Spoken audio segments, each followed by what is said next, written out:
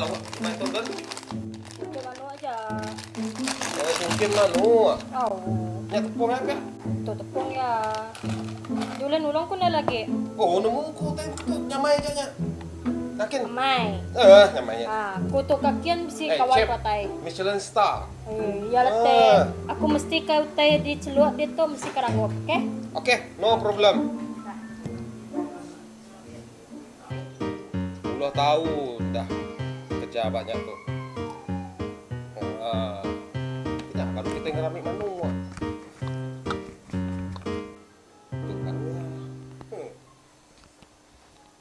Ndut, nah udah kuperap dah.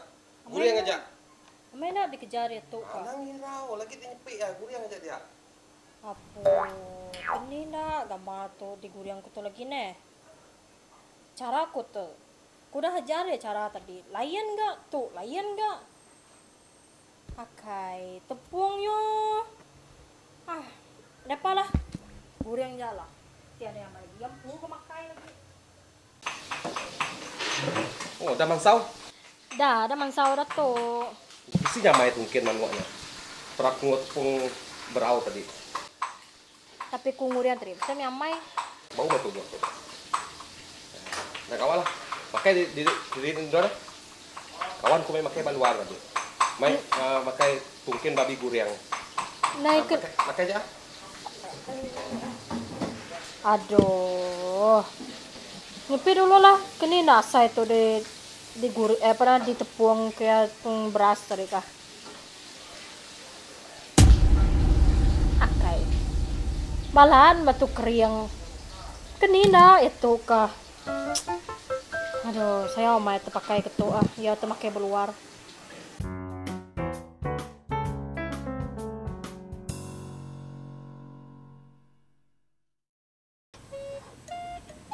Mike, Mau teh? bu beb tuh. Mari keluar siapa? Mau repair kah? Nemu. Aku selagi bilon nasa aja aku berdoa kala ngeripe. Oke. Ute bukai semua aku ripe. Oke. Nama agak Mike Ewa. Oke. Tang sebelah aku ngeripe bisi 50 ringgit Baik kawan bisa? atau transfer lagi. Oh, Oke. ngecek ah. Oke. Tok ketua. Boleh.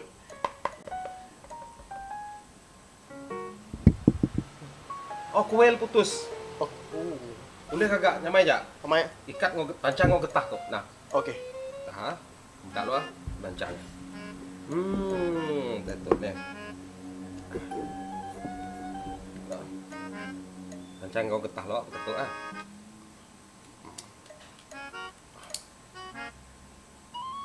Apa tuh gini? Wah, ada bunyi lagi. Tahu uji.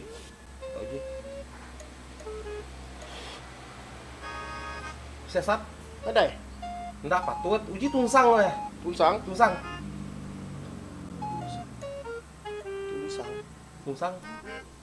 Uji.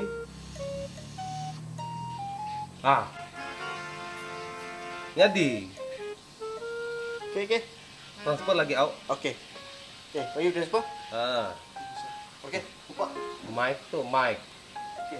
Cun Mike.